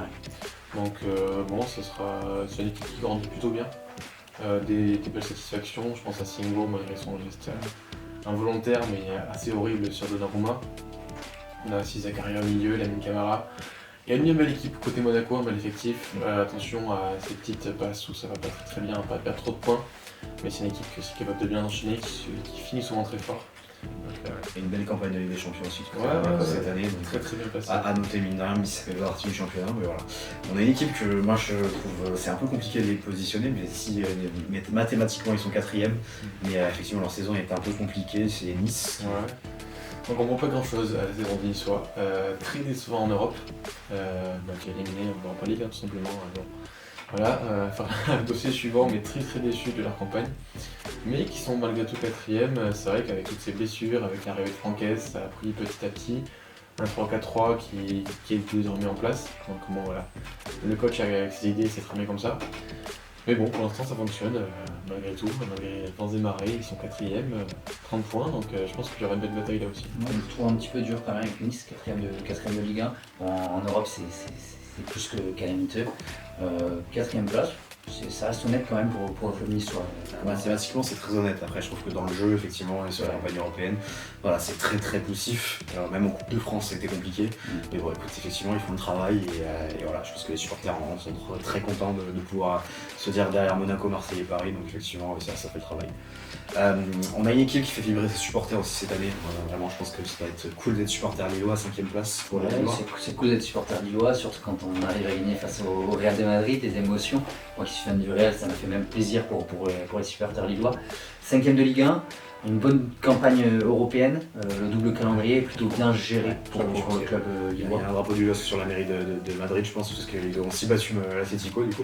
C'est vrai, donc Lille qui gère plutôt bien son parcours européen et sa campagne nationale en Ligue 1. Ouais, une belle équipe, avec le Chevalier toujours aussi solide, Zegrova incroyable, le petit Boili aussi au milieu qui a bien pété, ça aussi c'est vraiment sympa, Benjamin André, tout ça, donc bien belle équipe côté Lille, bien content pour eux. J'espère qu'ils vont pouvoir continuer notamment la Ligue des Champions leur parcours parce que très sympa à suivre. On a une équipe en difficulté, ou en tout cas financièrement c'est un peu compliqué, mais qui essaye de s'en sortir, c'est Lyon 6ème. Ouais, Cacré, Acom, c'est fait, donc bon voilà, c'est au moins un peu d'argent engrangé. Mais Lyon, qui malgré tout, on ne peut pas forcément s'y attendre encore. Peut-être que c'est en galère pour eux, mais je trouve que sur le plan du jeu, c'est assez intéressant. J'aime beaucoup le duo Cherki-Fofana qui me régale absolument. C'est un plaisir à voir. Tolisso, enfin, qui a enfin retrouvé son niveau, ça aussi c'est cool. Une équipe aussi qui est très très intéressante en Europe. Donc voilà, le Lyon n'est pas revenu à 100%, mais c'est cool de les voir à ce niveau-là en tout cas. Il faut faire attention quand même. Ouais, 6ème de Ligue 1, il faut que les résultats s'enchaînent aussi parce que c'est pas perdre des points bêtement. Déjà que ça va pas très bien, pas très fort au niveau extra-sportif. Il faut que le sportif reste bien quand même par rapport aux compétitions. Ouais, attention à la DNCG qui sont pas tendres avec beaucoup de clubs en France, donc faire attention aussi aux dettes. On sait que on verra comment est gérée la multipropriété dans le football français. Pour l'instant, c'est créé. Daniel Ruyot en parlait notamment aussi, de voir ce que va dire le DNCG sur la multipropriété, mais ils peuvent très bien prendre Lyon comme une entité unique et passer dans un groupe et les punir complètement pour les dettes. Et effectivement, là, ça pourrait très très mal tourner pour Lyon. Donc à voir ce que ça va donner cet été aussi, mais en tout cas, il faut essayer de trouver les meilleures places pour engranger de l'argent et vendre les joueurs correctement pour effectivement assainir les finances du club. On a aussi Auxerre qui réalise une belle saison. Ouais, qui monte l'an dernier, qui pointe en 10ème. Ils ont perdu une place ce week-end, mais en 10ème à 22 points, je trouve que c'est plutôt un début de saison assez honnête. Derrière les Strasbourg, Toulouse, Lens, donc pareil, des belles équipes de Ligue 1. Lens aussi qui avait quelques difficultés financières, qui peut potentiellement engranger un bon petit chèque sur prochain neuf. Donc ouais, Lens qui malgré tout pour la première saison de Will Steele, c'est plutôt correct de les voir à ce stade-là de la saison, voilà, 7ème. Et je pense que globalement, de top 4, de la 4ème place à la 7ème place, ça risque de pas mal bouger sur les prochaines semaines. Donc très curieux de la suite côté Ligue 1. Un petit shoot-out aussi à Paul Lopez qui a fait revenir en Ligue 1, mais qui finalement ne reviendra pas. Après cette magnifique gestion de l'Olympique de Marseille, de Girone et de Lens, du coup, pour le coup. Et du coup, il ne signe pas alors qu'il avait posé avec son maillot. On est sur quel niveau de transaction amateurisme? Amateurisme. Niveau Montpellier 2024, La signature est faite en tout cas. Voilà, on a aussi Saint-Étienne, on ne sait pas trop où ça va. Je sais que beaucoup étaient sceptiques sur le niveau de l'équipe après la montée. Moi toujours, parce que je pense qu'ils ont clairement un effectif qui est très bon en Ligue 2 et qui est très très border en Ligue 1. Donc voilà, est-ce que ça va se maintenir? On va voir ce que ça donne avec le nouveau coach aussi. Ouais, le nouveau coach à Groenland, très curieux parce que ça a l'air assez intéressant. Défaite encourageante en quelque sorte contre Paris ce week-end. Quand tu prends Noblet Dembélé, ça fait quand même mal au cœur parce que bon, une de Haussmann, c'est rare. Mais ouais, Saint-Étienne, je demande à voir la suite. Parce que là aussi, il y aura une belle bataille pour le maintien, je pense. Attention au Stade Rennais aussi, à pas trop dégringoler. Parce que bon, c'est bien de faire des super mercato, acheter beaucoup, mais sur le terrain, c'est terrible. Stade Rennais qui récupère deux anciens en soi d'ailleurs, Samba et Fofana, qui viennent normalement donner un peu de peps à cette équipe, parce qu'elle en a bien besoin. Pour peut-être. Il y en a besoin aussi, du peps. Effectivement, j'allais enchaîner en disant que Saint-Étienne au moins ne finirait pas dernier de championnat, puisque on a un club qui fête ses 50 ans, ou en tout cas les 50 ans d'hégémonie de la famille qui les dirige, c'est Montpellier. Ah, tu veux pas enchaîner sur Montpellier? Moi j'ai beaucoup de choses à dire. J'allais te laisser la main, mais allons-y. Le couloir. De toute façon, c'est très bien que pour jouer en Ligue 1, il vaut mieux gagner 210 000 €. Après, le sportif, on s'en bat les pas, voilà. Non, Montpellier, c'est catastrophique. Effectivement, quand on dégage son coach pour aller prendre Jean-Louis Gasset, ça montre à peu près ce qu'on attend d'un club, c'est-à-dire aller tout droit en Ligue 2. Au-delà de ça, vu les dépenses, puisqu'on sait qu'ils sont payés 210 000 € les joueurs, un autre club était comme ça, ce sont les Girondins de Bordeaux. Donc je pense que Montpellier peut se poser beaucoup de questions au niveau de la DNCG. Ils ne prennent pas de points, c'est catastrophique. Jordan Ferry refuse de jouer, enfin, je sais pas s'il a repris depuis, mais fut un temps, il refuse de jouer avec l'équipe première. un rouge week-end, je crois. Ouais, voilà, donc il a repris, mais effectivement, il en a plus rien à faire de cette équipe-là. Il n'y a plus aucune identité, les supporters sont complètement abandonnés. Nicolas vous dira d'aller au restaurant ou pas, d'ailleurs, si vous préférez aller à la Ligue 1. Mais aller au resto, allez au resto si vous êtes Montpelliérain, et vous pourrez pleurer d'être au restaurant, justement. Mais voilà, donc il n'y a pas grand-chose à dire sur cette équipe, tout était catastrophique. Moi, ça me rappelle le Saint-Étienne quand ça descend, le Bordeaux quand ça descend. C'est la vérité. Ouais, je suis bien d'accord avec toi. Le Havre 17ème pour sans transition. Après ça être monté dans le passé, voilà, on sait que financièrement c'est compliqué pour eux. La 17ème, je pense que c'est la suite logique des choses malheureusement. Et deux équipes dont on n'a pas parlé, c'est Brest et Reims qui sont 11 et 12e. Pour côté brestois, il y a cette très très belle histoire en Europe, cette très belle saison à passer. Là je pense que le double calendrier est un peu complexe à gérer. Mais malgré tout, une 11e place c'est plutôt honnête, je trouve. Surtout quand on voit les résultats européens derrière. Et Reims, Reims assez déçu quand même malgré tout parce qu'il y a un investissement qui est mis dans le club, des belles recrues. Mais bon, le choix de Lucas Elsner, est-ce que c'était si pertinent que ça finalement? Je me suis peut-être emballé un peu trop. Mais bon, pour l'instant, ça prend pas trop, donc assez déçu pour l'instant, même s'il y a quelques blessures. Voilà. On a fait le tour sur la Ligue 1. On a fait le tour sur la Ligue 1. Bon, si on a beaucoup parlé, je pense qu'on peut en rester là parce qu'on a fait le tour à peu près de tous les championnats européens, après à suivre, ou en tout cas les plus connus. Donc voilà, merci à vous deux et je pense qu'on peut s'arrêter là. Merci Allez, à toi également. Merci à toi. Pas de soucis, merci à vous, à plus tard.